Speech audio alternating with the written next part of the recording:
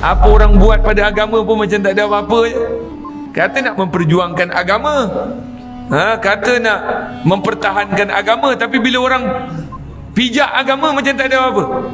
Orang kutuk agama tak ada apa-apa. Patutnya awak lah nombor satu, sebab awak dah ada kuasa.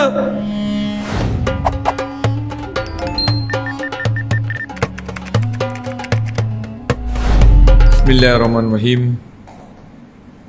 Alhamdulillah Rabbil Alamin. Wassalatu wassalamu ala ashrafil anbiya wal mursalin wa ala alihi wa sahbihi ajma'in. Subhanaka la ilma lana illa ma 'allamtana innaka antal alimul hakim. Allahumma salli wa sallim ala sayyidina Muhammadin miftahi bab rahmatillah adada ma fi ilmillah, salatan wa salaman daimaini bidawami mulkillah wa ala alihi wa sahbihi wa man walah. Tahiyatan mubarakatan tahiyatan wa salama. Assalamualaikum warahmatullahi ta'ala wabarakatuh. Alhamdulillah, segala puji bagi Allah Subhanahu wa ta'ala, Tuhan yang memberikan kepada kita keizinan untuk berada di dalam rumah Allah Subhanahu wa ta'ala, memohon kepada Allah Subhanahu wa ta'ala agar diberikan pandangan rahmat Allah Subhanahu wa ta'ala, sebagaimana Allah Subhanahu wa ta'ala mengajar kepada kita melalui baginda Nabi Muhammad sallallahu alaihi wasallam. Disebutkan dalam satu riwayat, Nabi sallallahu alaihi wasallam pernah bersabda, "Man ijtama'a qaumun fi baitin min buyutillah illa nazalat alaihimus sakinah wa fataha alaihimur rahmah wa zakarahumullahu fi man indah," atau kama qala Nabi sallallahu alaihi wasallam. Nabi sallallahu alaihi wasallam pernah bersabda di dalam mafhum hadis Nabi sallallahu alaihi wasallam yang masyhur, tidaklah satu kaum yang mereka duduk di dalam masjid rumah Allah Subhanahu wa ta'ala, di antara rumah-rumah Allah Subhanahu wa ta'ala iaitu masjid, melainkan Allah Subhanahu wa ta'ala akan memberikan kepada mereka sakinah, melainkan Allah Subhanahu wa ta'ala akan memberikan mereka ketenangan, melainkan Allah Subhanahu wa ta'ala akan turunkan kepada mereka rahmat. Bahkan Allah Subhanahu wa ta'ala akan memberikan kepada mereka apa saja yang mereka hajatkan melalui para malaikat Allah Subhanahu wa ta'ala yang bersama di dalam majlis tersebut. Sebagaimana disebutkan dalam satu riwayat, "Inna lillahi malaikatun sayyahuna fil ard." Sesungguhnya bagi Allah Subhanahu wa ta'ala ada malaikat yang ditugaskan untuk melihat para hamba Allah Subhanahu wa ta'ala. Apabila ia melihat ada kelompok zikrullah, kelompok membaca Al-Quran, tilawatul Quran, tadarus Al-Quran, kelompok tafaqquh fid din, orang yang ingin menuntut ilmu Allah Subhanahu wa ta'ala, maka para malaikat itu akan menyebut nama setiap orang yang hadir di dalam majlis tersebut. Mudah-mudahan malam ini kita semua, nama-nama kita ada tersebut di sisi Allah Subhanahu wa ta'ala melalui para malaikat Allah Subhanahu wa ta'ala. Amin summa amin ya rabbal alamin. InsyaAllah malam ni kita akan sambung menggunakan kitab Petunjuk Tarekat ke Jalan Akhirat, Risalatul Muawanati wal Muzaharati wal Muwazarah, daripada karangan Al-Imam Al-Habib Abdullah Al-Haddad. Walau bagaimanapun, kita kena mengetahui bahawasanya Al-Habib Abdullah Al-Haddad ini adalah orang yang matanya buta sejak kecil lagi. Jadi bukanlah beliau yang mengarang kitab, tetapi anaknya yang menyalin apa yang ia berkata. Ada pendapat mengatakan anaknya, ada pendapat mengatakan anak muridnya. Baik, pada malam ini insya-Allah kita akan mulalah. Mudah-mudahan sebagaimana Nabi sallallahu alaihi wasallam memberitahu kepada kita, al-hijrah itu barang siapa yang menjauhkan dirinya daripada melakukan kesalahan dan maksiat pada Allah SWT serta dosa, mudah-mudahan kita di antara orang yang dipelihara oleh Allah SWT daripada melakukan kesilapan dan dosa pada Allah SWT, Amin summa amin ya rabbal alamin. Baik, malam ini kita akan sambung. Kalau tidak silap saya, kita pun bukanlah pada sudah lama maklumlah bertemu dalam sebulan sekali ni. Artinya tidak banyaklah pertemuan itu. Jadi saya mulakan dengan dari isi hati yang penuh nurani. Lebih kurang rasanya. Ke ada yang tanda? Saya mana dah?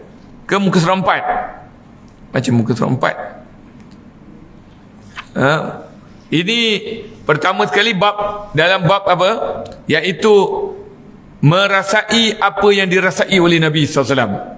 Dipanggil Hammun Nabi. Hammun Nabi itu maknanya apa yang perasaan Nabi SAW diletakkan oleh Allah SWT, iaitu fikir atas umat. Cantik tu bahasa jemaah tabligh. Dia kata fikir atas umat. Bagus tu, ayat tu mahal. Fikir atas umat, itulah fikir Nabi SAW. Nabi sentiasa mengingatkan umat Nabi SAW. Jadi kita pun termasuk dari isi hati yang penuh nurani. Ini adalah suatu risalah yang mudah-mudahan dengan kuasa Allah SWT dan keupayaan darinya akan memberikan manfaat dan suatu pesanan yang mudah-mudahan dengan kelebihan Allah SWT dan rahmatnya menjadi wasiat. Apa dia? Allah SWT berfirman dalam Al-Quran, wal takum minkum ummatun yad'una ilal khair wa ya'muruna bil ma'rufi wa yanhauna 'anil munkar wa ulaika humul muflihun. 3 kriteria umat Nabi Muhammad sallallahu alaihi wasallam yang telah menjadi orang yang berjaya. Maknanya siapa yang nak berjaya, ramai orang berjaya. Berjaya dalam bisnes, berjaya. Berjaya dalam apa? Berjaya dalam pelajaran, berjaya. Berjaya dalam pentadbiran, berjaya. Berjaya dalam apa saja bidang. Tetapi berjaya di sisi Allah. Itu topiknya. Berjaya di sisi Allah. Macam mana nak berjaya di sisi Allah? Wal takum minkum ummatun yad'una ilal khair.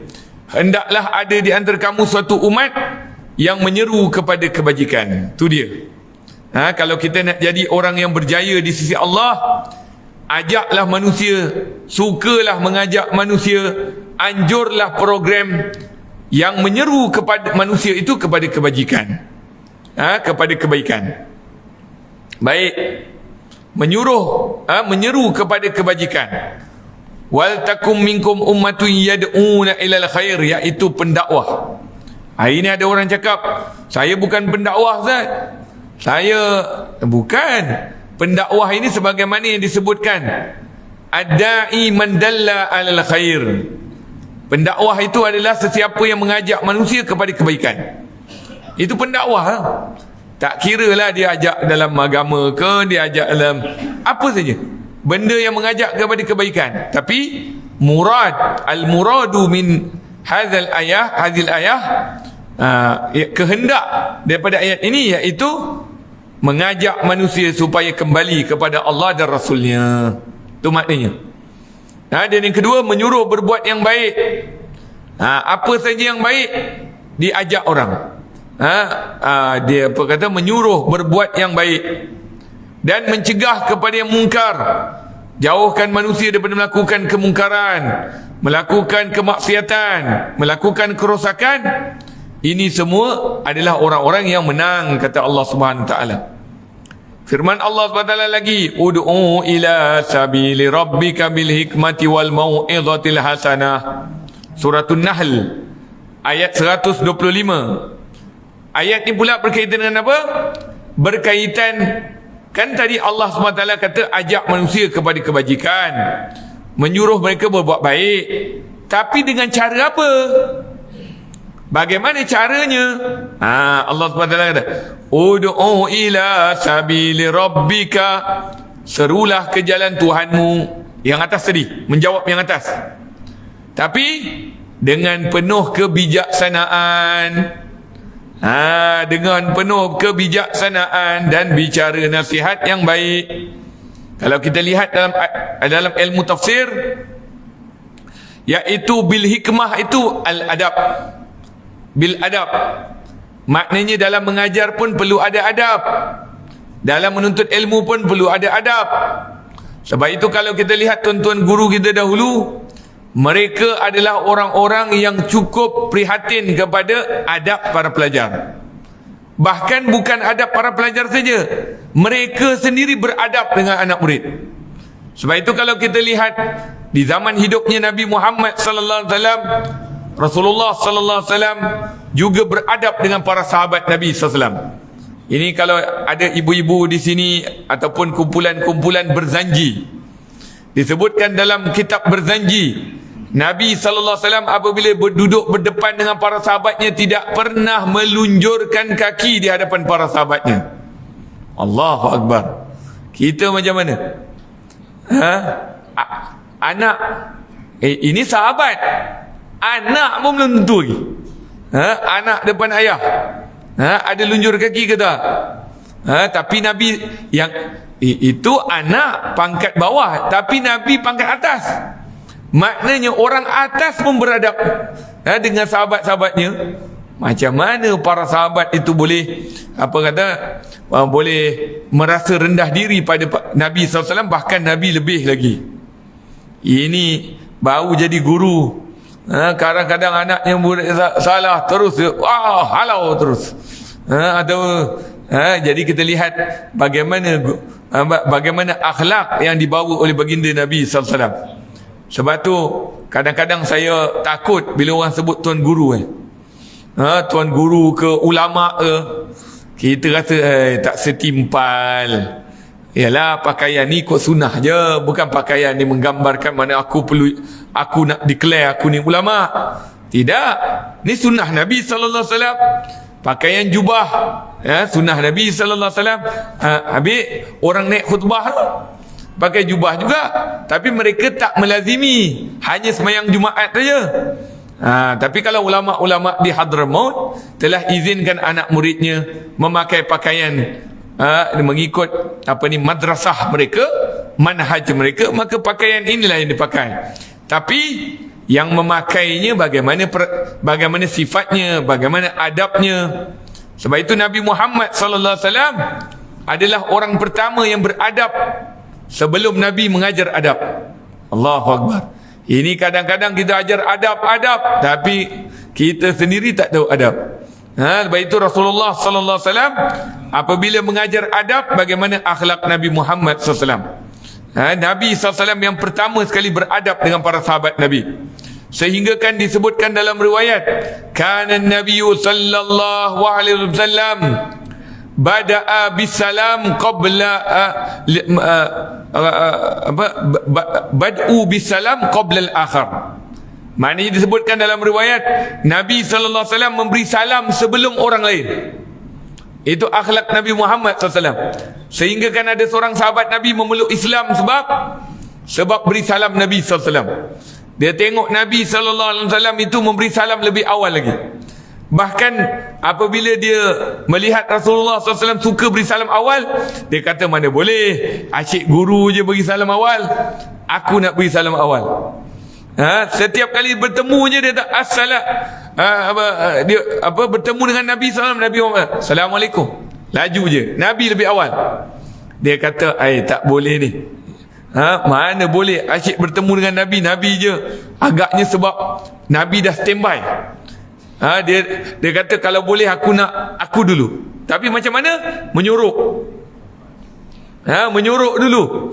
Sebab dia tahu Nabi kalau berdepannya mesti Nabi sampai. Jadi menyuruh Jadi bila dia menyuruh, Rasulullah lalu, dia pun keluar. Dia kata Nabi dah sampai. Kum.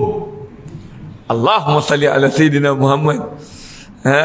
Tadi saya berbual dengan Zakir. Zakir kata, orang hari ni Ustaz dia buat maulid. Saya kata, na'am, maulid maulid qasidah. Tapi adakah faham kehendak maulid tersebut? Apa tujuan maulid tu? Bukan sekadar hanya berqasidah ataupun hanya memukul kompang, tetapi membentuk adab, menterbiah jiwa, menterbiah rohani, bagaimana didikan Islam yang diajar oleh Nabi Muhammad SAW, itu yang perlu itu yang perlu dijiwai. Itu yang perlu. Permulaan sekali memahami, kemudian menghayati, kemudian menjiwai. Merasai dan menjiwai. Itu akhlakun Nabi sallallahu alaihi wasallam. Sebab itu kita lihat bagaimana para sahabat Nabi sallallahu alaihi wasallam, disebabkan Nabi yang beradab, akhirnya muassir. Iaitu Nabi memberi kesan kepada orang lain. Akhirnya orang lain semua terkesan. Itu akhlakun Nabi sallallahu alaihi wasallam. Tapi ada orang cakap pula, ya Rasulullah SAW lembut, tak pernah marah. Ya ke? Kadang-kadang kita kena tahu sejarah mana sifat Nabi SAW. Nabi SAW disebutkan, kalau sekiranya pada haknya dia boleh betul ansur, tapi kalau hak Allah, la yaqumu ahad ka ghadabih. Tidak ada seorang pun yang berani, tidak ada seorang pun yang garang seperti garangnya. Maknanya ada kala Nabi tegas, ada kala Nabi macam peristiwa genjatan senjata, perdamaian Hudaybiyah. Kalau kita lihat kronologi peristiwa hijrah Nabi SAW tu, bukan peristiwa hijrah, peristiwa Nabi SAW pulang balik ke kota Mekah. Dia panggil Fathul Mekah. Fathul Mekah. Masa Nabi SAW sebelum nak balik tu, masa tu berlaku genjatan senjata, perdamaian Hudaybiyah. Perdamaian Hudaybiyah ni, cara bahasa Melayu kita mudah, genjatan senjata lah. Genjatan senjata ni apa mana? Maknanya kamu tak pegang senjata, aku tak pegang senjata. Stop. Tiba-tiba orang Quraisy sabotaj. Yang kata mula-mula dah berjanji ni. Sebab itulah ada manusia, dia berjanji pada mulanya, lepas tu dia tak menepati janji, dia mungkir janji. Sebab itu sifat munafik. Jangan cakap orang Islam takkan menipu. Kalau kita lihat Rasulullah SAW kata munafik sifat, dia ada munafik akidah. Munafik akidah maknanya memang dia itu yuzhirul muslim wa yubtinul kufur. Itu munafik akidah. Tapi ada juga munafik fi'il, munafik fi'ali, iaitu munafik pada perbuatan. Dia berjanji, mungkir janji. Ini termasuk di antara sifat munafik. Tapi bukannya munafik yang disebutkan itu. Sifat munafik. Baik. Rasulullah sallallahu alaihi wasallam ketika berlaku tu, cuba tengok apa yang berlaku pada Nabi sallallahu alaihi wasallam. Yang kata Nabi Muhammad ni pemaaf, Nabi Muhammad ni tengok peristiwa tu. Masa orang Quraisy datang nak minta maaf dengan Nabi sebab dah bunuh beberapa orang Islam di khemah, yang mana semua orang ingat dah genjatan senjata. Datang pada Nabi Muhammad, datang pada Nabi Muhammad, Nabi malas nak layan. Itu marah. Datang pada Nabi, ya Muhammad. Maknanya kat situ tunjuk tegas, kat situ tunjuk kuasa. Sebab sekarang ni saya dah berkuasa, saya tunjukkan saya marah. Ini tak tahu apa, macam tak ada marah. Apa orang buat pada agama pun macam tak ada apa-apa je. Macam mana ni? Kata nak memperjuangkan agama, kata nak mempertahankan agama, tapi bila orang pijak agama macam tak ada apa-apa, orang kutuk agama tak ada apa-apa. Patutnya awak lah nombor satu, sebab awak dah ada kuasa. Betul ke tak? Sepatutnya begitu. Kenapa kita sampai kita confuse? Ni ada kuasa ke tak ada kuasa? Takkan nak keluar balik perkataan, Nabi Muhammad tu lembut, Nabi Muhammad tu anda salah. Nabi Muhammad ada kalanya garang, ada kalanya marah, ada kalanya tegur. Ketika mana ada seorang anak muda memakai apa ni, cincin ke gelang, asalnya cincin emas. Dia memakai cincin emas. Rasulullah SAW nampak, Rasulullah panggil dia, "Ta'al, mari sini." Nabi SAW kata, "Ini haram bagi orang lelaki umatku." Nabi buang. Ya salam. Kalau tak, nak, jangan. Dalam masjid bising, marah lah. Dalam masjid buat lepak-lepak, tak ada buat apa-apa, mak tegur. Sebab kita bapak, kita ketua, takkan kita diam. Baik itu Nabi SAW bila buang, Nabi buang, lepas tu Nabi pun berjalan. Ada para sahabat lihat, budak tadi tu, remaja tadi, dia pun belah je. dah buang cincin emas tu, dia pun belah je. Oi, kata nak, dek, itu cincin tu Nabi kata haram bagi orang lelaki. Kamu ambil lah, bagilah dekat mak kamu ke, bagilah dekat kakak kamu ke, adik-beradik perempuan kamu. Tengok, ni bila tarbiyah ditanam, rasikh, mantap. Apa jawab? Aku takkan ambil barang yang dibuang oleh Nabi SAW. Allahu Akbar. Nah, emas boleh digadai, emas boleh, itu sahabat Nabi kata. Tapi tengok, bila sampai tarbiyah, Allahu Akbar, ya Rabb, kau kembalikanlah tarbiyah yang sebenar pada umat hari ini, ya Rabb, ya Arhamar Rahimin. Adab juga, iaitu adab menyampaikan. Hari ini banyak orang sampaikan, termasuklah ustaz-ustaz hari ini, cikgu-cikgu sampai. Tapi sampaikan tu manfaat ke tak? Penting ke tak? Kena tengok juga. Bukan semua nak. Laisa kalamu yungkal. Dengar ni, ayah anda benda tuan-tuan. Saya hairan hari ni. Hari ni memanglah anda follower ramai ke, anda pengikut ramai ke, tapi anda kena pegang satu kaedah. Laisa kalamu yungkal. Bukan semua perkataan kena pindahkan. Ada benda tak perlu. Apa? Tujuannya apa? Dia akan balik. Apa tujuan anda bercakap?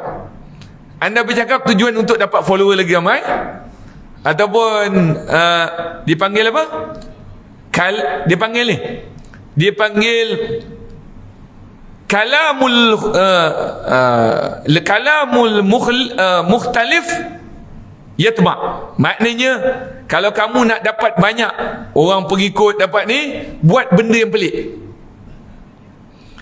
Buat benda pelik je, senang je. Hari ni jalan orang terus, cuba patah balik sekejap je. Lebih-lebih hari ni viral, semua orang rakam naik ada. Sebab tu kita tengok, betul lah yang benda tuan-tuan. Tanya orang yang bisnes, dia ada bab buat benda yang lain daripada anda akan naik. Sebab apa? Nak kejar lah dalam TikTok tu, dalam YouTube, dalam Facebook. Hari ni dengan YouTube banyak apa, subscribe, subscribers dia banyak, dapat duit. Macam mana cara nak dapat duit tu? Allahu Akbar. Ni lah dia. Yang pertama tadi saya kata laisa kalam yungqal. Sebab apa? Sebab bila anda pindahkan, ada benda yang tak patut, ada orang yang dapat, dia akan pindahkan tak. Sedangkan benda tu tak patut, tak perlu pun. Malam semalam saya jumpa mimpi Nabi. Nabi kata, eloklah awak buat ini. Contoh, itu lakak. Itu untuk awak saja. Jangan pergi cerita dalam publik. Ini bukan siapa. Ini orang yang bercakap macam saya juga. Laisa kalamu yungqal. Satu lagi kaedah dia, khitabun nas ala qadri uqulihim. Bercakap dengan manusia ikut kadar pemahaman dia. Ikut kadar pemahaman dia. Kadang-kadang yang awak duduk tu budak-budak, remaja, jadi pakai bahasa dia juga. Bahasa dia. Sebab tu alhamdulillah ayah anda bunda, tuan-tuan perempuan, saya ada sekolah, saya pun ada isteri ada sekolah rendah, tadika. Saya ada sekolah kira daripada umur 9 tahun sampai ni. Alhamdulillah, saya masih lagi bolehlah duduk dengan budak-budak ni. Sebab saya punya cara dengan budak-budak, kita buat cara budak-budak. Cara ni. Sebab begitulah dia pendakwah. Dulu bagaimana kita lihat Allah selamat, tuan-tuan guru kita, hatta mereka itu, tadi yang saya nak sebut tadi tuan-tuan guru tadi. Yang orang kata, ini tuan guru ni. Tuan guru ni, kalau kita lihat, dia tu memimpin umat. Tu tuan guru.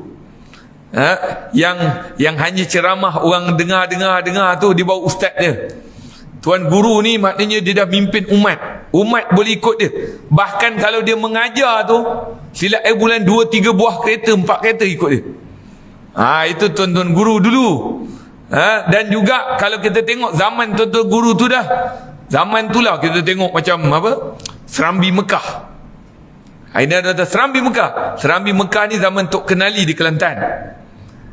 Zaman dia Serambi Mekah ni ada 3 tempat. Satu Aceh. Aceh dipanggil Serambi Mekah.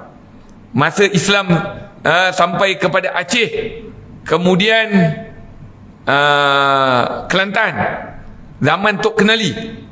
Sebab Tok Kenali bila mengajar, lebih kurang 5,000 orang datang pengajiannya. Bukan dalam negeri saja, luar negeri pun ni. Sebab itu kalau kita sebut Tok Kenali, di Indonesia kenal. Sebut Tok Kenali, di Fatani kenal. Sebab banyaknya anak-anak murid sampai ke datang ni. Lepas tu satu lagi, Serambi Mekah kat mana? Dekat Pulau Pinang. Pulau Pinang, Serambi Mekah. Kenapa Pulau Pinang bagi Serambi Mekah? Sebab Serambi Mekah, Pulau Pinang itu adalah tempat pengajian ilmu sebelum naik kapal nak pergi ke Mekah. Dia dipanggil kat Limbongan. Ini pun saya pun kan pandai sangat. Saya belajar dengan Tuan Guru Syekh Hafiz Al-Jendrami. Itu baru pangkat Tuan Guru.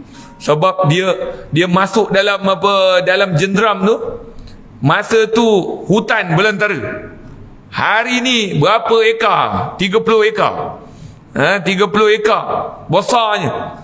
Kalau ibu-ibu perempuan nak pergi, pergi kat situ, warga emas beratur.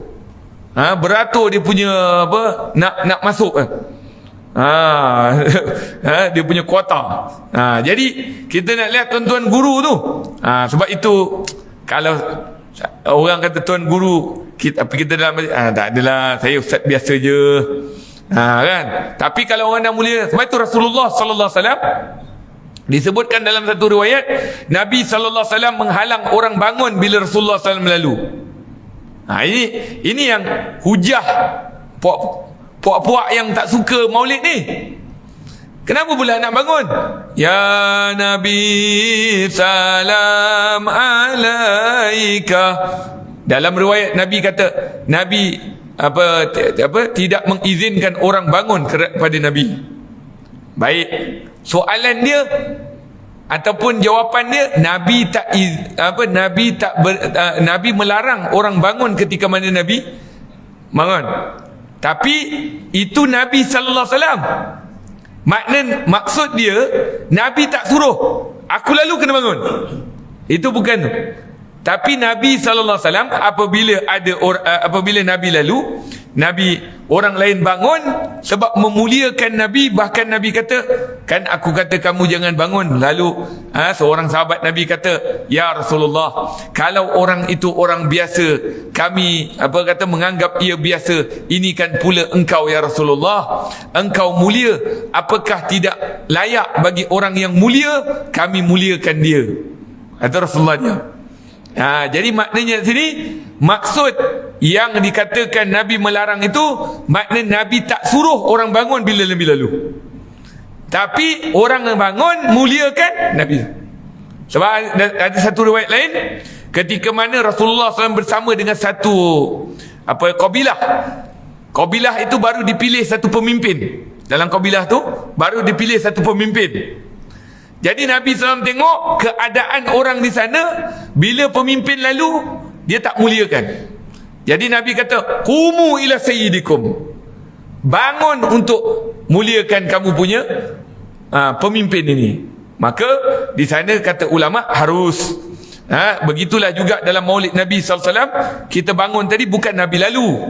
Bukan Nabi lalu. Kita mana tahu mana ada Nabi lalu. Maknanya kita tak tahu pun Nabi lalu. Itu roh, alam roh Allah SWT punya urusan. Kita bangun tadi, kita mengingati Rasulullah sallallahu alaihi wasallam, sebagaimana para sahabat Nabi SAW bila melihat Rasulullah SAW, mereka bangun, kita pun muliakan Rasulullah SAW. Bahkan kita bukan bangun tadi sebab nampak jasad Nabi SAW, tapi kita bangun tadi mengingati bagaimana lahirnya Nabi Muhammad sallallahu alaihi wasallam. Kan ayat tadi tu ayat tentang bangun Rasulullah SAW lahir di muka bumi. Qul hadhihi sabili, katakanlah wahai Muhammad SAW, inilah jalanku. Wal mau'izatul hasanah, dan berikanlah bicara nasihat yang baik. Di antara mau'izatul hasanah iaitu cerita-cerita. Sebab tu kalau kita lihat dalam Al-Quran dia terkandung pada 3 perkara dalam Al-Quran. Pertama, Al-Quran ada mengenai hukum hakam. Yang kedua, Al-Quran mengandungi perkara tentang akidah, tauhid. Akidah, tauhid. Yang ketiga, Al-Quran mengandungi cerita. Bahkan cerita lebih banyak daripada dua-dua tadi. Jadi maknanya kaedah yang Allah pakai bercerita. Jadi eloklah para penceramah dia ada cerita. Dia bukan sekadar bawa qala Allah, qala Rasulullah, perkataan Allah dan Rasul, Al-Quran, hadis, tapi cerita pun bawa. Kerana cerita itu linusabbita, iaitu tetapkan hati. Sebagaimana Allah SWT kata, walaqad qasasna, telah kami ceritakan kepada engkau tentang rasul-rasul yang terdahulu. Untuk apa? Linusabbita bihi fuadak, untuk menetapkan hatimu. Qul hadhihi sabili, katakanlah wahai Nabi Muhammad sallallahu alaihi wasallam, inilah jalanku. Hadhihi sabili ad'u ila Allahi ala basirah, aku menyeru kamu kepada Allah atas kenyataan. Faham kenyataan? Kenyataan ni maknanya jelas. Tak perlu tersurat. Yang jelas dulu. Sebab itu dalam hadis yang sahih Rasulullah sebut apa? Al-halalu bayyinun wal haramu bayyinun. Yang halal itu telah jelas, yang haram itu telah jelas. Sebab itu kita sebaik-baiknya bab ni pertama ni sebenarnya lebih kepada penceramah ni. Lebih kepada pengajar. Sebab kitab ni dia nak bagi tahu kepada kita supaya kita nak ajar orang, nak ajak orang. Jadi lepas ni bab-bab ni semua kita nak ajak lah, nak kongsi dengan orang lain. Tapi kita kena tahu diri kita dulu macam mana. Qul hadhi sabili ad'u ila Allah, ajarlah kepada manusia itu kepada Allah dengan basirah, iaitu jelas, kenyataan. Maksud kenyataan itu iaitu berikan yang jelas. Sama ada Al-Quran jelas, hadis jelas, juga cerita-cerita yang baik tadi jelas, kalau sekiranya dia juga berkaitan dalam Al-Quran dan Al-Hadis. Aku dan siapa yang mengikutiku, ceritalah bagaimana orang-orang yang telah mengikuti Rasulullah SAW. Di antaranya adalah para sahabat Nabi Muhammad sallallahu alaihi wasallam. Tapi ada orang cakap, apa ni puak-puak ni ta'asub. Saya cakap, kalau ta'asub nak para sahabat lagi ta'asub. Para sahabat dia punya ta'asub lagi luar biasa. Tahu ta'asub tak? Ta'asub ni maknanya dia dah tak nampak yang lain melainkan yang itu je nampak. Ada satu peristiwa berlaku. Seorang sahabat Nabi sallallahu alaihi wasallam dan juga anak sahabat Nabi sallallahu alaihi wasallam, tapi dia pangkat sahabat. Siapa nama dia? Nama dia Abdullah bin Umar. Abdullah bin Umar. Abdullah bin Umar ini kalau kita lihat dalam riwayat, saya tanya ayahanda bunda tuan-tuan dan puan-puan, ada tak riwayat baca doa pergi masjid?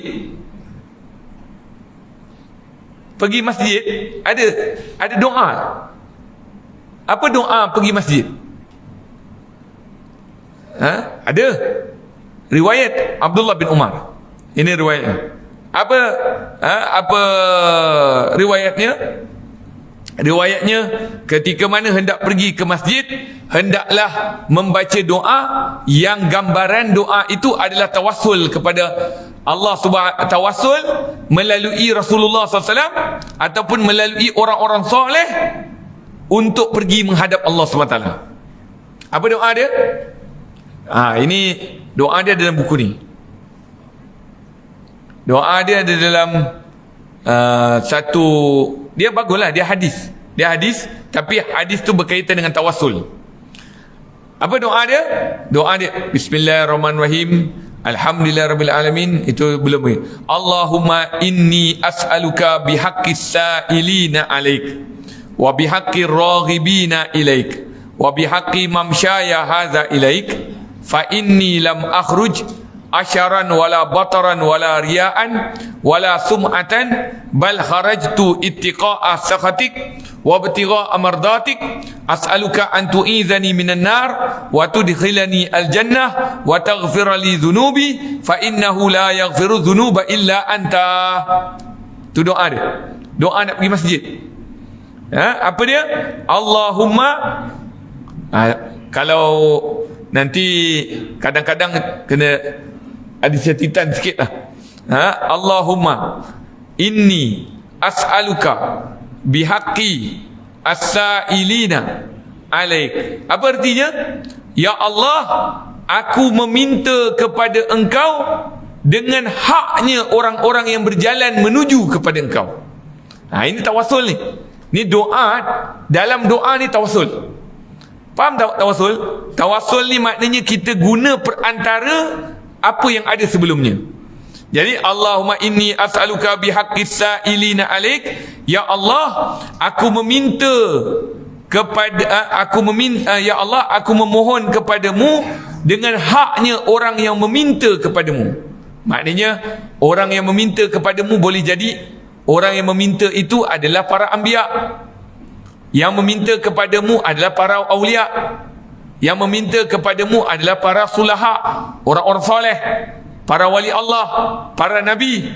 Allahumma inni as'aluka bihaqqis sa'ilina alaik wa bihaqqir raghibina ilaik. Dan haknya maknanya dengan berhaknya orang-orang yang telah diberikan oleh Allah SWT, orang-orang yang mendekatkan dirinya kepada Allah. Jadi kita minta, mudah-mudahan kita pun tiru mereka. Mudah-mudahan Allah sampaikan kepada kita seperti mereka. Mengenai sahabat Nabi sallallahu alaihi wasallam, iaitu Sayyidina Abdullah bin Umar, ketika mana dia membaca doa tersebut, kemudian dia membaca doa menaiki kenderaan. Doa menaiki kenderaan ni kalau kita lihat dalam riwayat, ketika mana kita membaca subhanallazi sakhkhara lana hadza wa ma kunna lahu mukrinin wa inna ila rabbina lamunqalibun. Kemudian datangkan ayat, wa qala irkabu fiha bismillahi majriha wa mursaha inna rabbi laghafurur rahim. Pertama, baca doa yang dalam Quran tu, subhanallazi sakhkhara lana hadza wa ma kunna lahu mukrinin wa inna ila rabbina lamunqalibun. Tu ayat Quran. Kemudian ayat Quran kedua, wa qala irkabu fiha bismillahi majriha. Tahu tak ayat tu? Yang ada majriha, majriha wa mursaha inna rabbi laghafurur rahim. Kemudian ada yang ketiga, tapi ramai yang tak tahu. Apa dia? Doa naik kenderaan. Pertama baca doa subhanallazi sakhkhara lana hadza. Kemudian wa qala irkabu fiha bismillah. Kemudian yang ketiga, dia bukan baca. Dia buat satu. Apa dia? Ada yang tahu tak? Sebab kita tak diajar. Kalau kita ajar, lepas ni ayah anda bonda, tuan-tuan dan perempuan, muslimin muslimat, ajar anak-anak, ajar cucu pula. Sebab ini yang diajar oleh Nabi SAW. Cuma kita tak tahu. Apa dia? Ada ibu-ibu tahu? Tak tahu? Summa btasama lil ittiba. Kemudian senyum. Senyum. Senyum. Lepas kita baca ya, wa qala arkabu fiha bismillahi majriha wa mursaha inna rabbi laghafurur rahim. Senyum. Tapi kalau saya dulu belajar ke Hadramaut, bila kata summa btasama lil ittiba, semua orang pandang muka kawan. Senyum. Senyum. Sebab Nabi sallallahu alaihi wasallam suruh senyum. Lepas kita naik kenderaan, lepas baca doa, senyum. Itu sunnah Nabi SAW. Jadi itu di antara benda-benda yang kita tertinggal. Sebab itu ada ulama di bumi Hadramaut itu, dia pernah buat karangan satu kitab, namanya Sunnah-Sunnah yang Hilang. Ada di antara sunnah-sunnah yang hilang, telah tertinggal pada umat hari ini, dia suruh buat balik. Di antaranya juga adalah sunnah, mana pula ni, jatuh, siwak, kayu sugi. Ini sunnah. Ini pun sama juga, sunnah yang tertinggal. Sedangkan Nabi sallallahu alaihi wasallam suruh para sahabat melazimi melazimi kayu siwak, sehingga kan dalam satu peristiwa berlaku peperangan. Kalau tak salah saya, peperangan Mu'tah. Peperangan Mu'tah lepas Rasulullah wafat. Lepas Rasulullah wafat, para sahabat berperang. Ketika mana para sahabat nak berperang dengan kerajaan Rom, nak lawan dengan sebab itu kalau kita lihat, lepas Rasulullah wafat, Rom naik, Rom Parsi naik. Bertambah pula dengan, ialah orang kafir masih ada lagi. Kafir Islam ini orang yang daripada lain, Rom, Parsi, Iran datang. Jadi ketika mana Allahumma salli Muhammad, perang dekat Mu'tah tadi, sahabat Nabi sallallahu alaihi wasallam ini, maknanya lepas Rasulullah wafat, sahabat berperang kalah, maknanya tapi masih dalam perang lah, mungkin hari pertama ke kalah. Tapi akhirnya mereka kata, kita masih ada masa lagi untuk berperang ni, tapi kita kena muhasabah. Apa dia muhasabah? Muhasabah, ada tak perkara-perkara yang zaman Nabi dulu kita ada buat, tapi sekarang kita tinggal? Dia muhasabah. Jadi kata apa? Pertama sekali, bangun malam. Bangun malam. Sebab itu takkan perang kalau tak ada bangun malam. Kita takkan mampu perang kalau kita tak bangun malam. Ini ahlillah, orang-orang yang dahulu berperang, semuanya bangun malam. Para sahabat Nabi bangun malam. Sebab tu kita patut puji Jamaatul Tabligh. Jamaatul Tabligh, salah satu daripada adab mereka, mereka jumpa orang waktu petang, gash, dia panggil gash. Dah bunyi. Habis sikit boleh? Gash. Dia panggil gash ke apa? Dia pergi rumah ke rumah. Walaupun ada orang tak suka kadang-kadang konsep rumah ke rumah ni. Kan? Tapi yalah, kalau dia datang rumah ke rumah, tengok jugalah. Kalau ikutkan adabnya, datang rumah orang ni pun ada adabnya juga. Kita beri salam, Assalamualaikum, kali pertama. Kali kedua, Assalamualaikum, kali kedua. Assalamualaikum kali ketiga, balik je. Tak payah tunggu-tunggu. Ini saya nampak ada orang kat belakang tu. Ini bukan. Adab datang rumah orang, beri salam 3 kali, tak ada, balik. Tandanya dia tak nak sambut tetamu tu.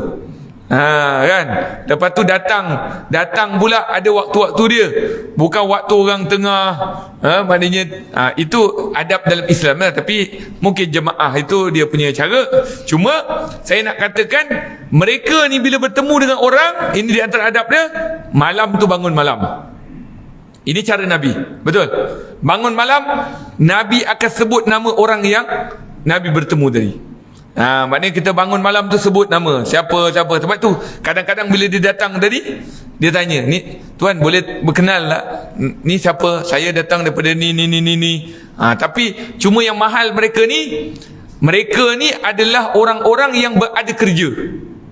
Memang kebanyakan mereka ada kerja, tapi bila mereka datang bertemu dengan silaturahim ni, tak ada pun dia cerita, saya ni sebenarnya datuk, saya ni sebenarnya kerja ni, tak ada.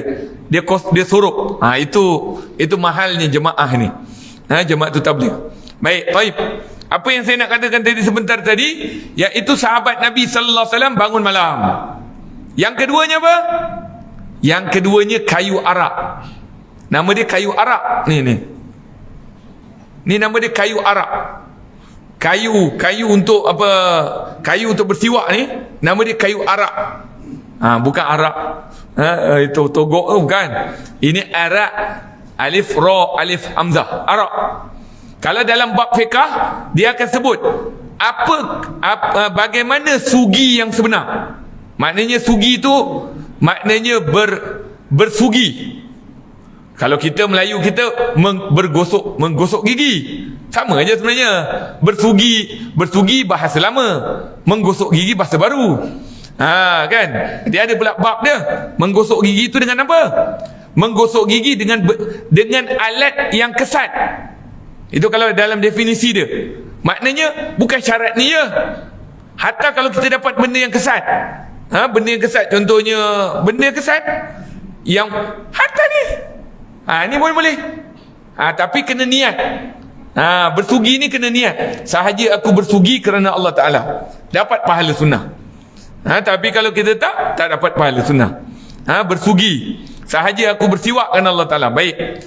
Jadi cerita tadi, rupa-rupanya masa mereka berbincang tadi tu, dalam mereka ni ada jasus. Tahu jasus? Tahu jasus? Spy. Tahu spy? SB. Ingat zaman sekarang je ke? Zaman dulu pun ada SB juga. Ada spy. Spy itu daripada orang Quraisy, daripada orang kafir lah. Orang yang Rom tadi tu, yang nak lawan tu. Jadi mereka pun kata, apa setelah bangun malam, lepas tu kata siwak, kayu sugi. Lepas tu sahabat, siapa di antara kita yang ada kayu sugi? Angkat tangan. Mana angkat kayu sugi tu? Ini kalau saya kata, siapa dalam ni yang ada kayu sugi? Kan? Ini sunnah Nabi. Kayu sugi. Ini kalau tentera Rom datang habis. Kayu sugi. Lepas tu angkat. Tak ada. Lepas tu dalam tak ada tu, sahabat kata, tu sana tu kayu arak. Pokok kayu arak. Pokok yang nak buat kayu sugi tu. Jadi semua orang sahabat kata, dah, kita apa yang Nabi buat dulu kita buat. Dia pergi. Lepas tu yang si jasus tadi, SB tadi pandang, ya salam. Dia pergi ambil kat pokok tu, dia patahkan pokok tu. Dia patahkan pokok tu, dia bagi kat kawan-kawan. Kawan-kawan gigit. Lepas tu SB tadi kata, alamak, mereka ni dah tukar jadi cannibal hak. Mereka ni dah jadi hak. Mereka gigit pokok. Kalaulah mereka gigit pokok, nanti lepas ni dia gigit badan orang. Kalah kita. Jadi dia pun lari. Dia lari tinggalkan sahabat tadi. Dia lari, dia pun pergi dekat panglima tentera Rom. Dah balik. Kenapa? Sebab tentera Islam dah jadi cannibal hak. Dia dah jadi hak. Kenapa? Sebab tadi aku tengok dia gigit pokok. Semua orang pandang, gigit pokok? Ini kalau dia gigit pokok, lepas ni dia gigit kita, habis. Lepas tu tentera Islam sampainya, habis, dah tak ada dah. Cabut semuanya. Subhanallah. Sebab tu sunnah Nabi SAW jangan dipermainkan. Sunnah Nabi itu cahaya Allah Subhanahu Wa Taala. Mudah-mudahan Allah kembalikan kepada kita suka sunnah Nabi Muhammad SAW.